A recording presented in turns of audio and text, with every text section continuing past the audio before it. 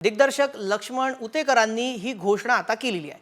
छावा चित्रपटामध्ये संभाजी महाराज लेझिम खेळतानाचं गाणं दाखवण्यात आलेलं होतं, त्यावरून मोठा वाद निर्माण झाला होता। तो सीन काढून टाकण्याची मागणी करण्यात आलेली होती आणि आता ही मागणी मान्य करण्यात आलेली आहे। छावा चित्रपटाचे दिग्दर्शक लक्ष्मण उतेकरांनी आज याच संदर्भात मनसे अध्यक्ष राज ठाकरेंची भेट घेतली होती। अखेर संभाजी महाराजांचा तो वादग्रस्त सीन आता कट केला जाणार आहे।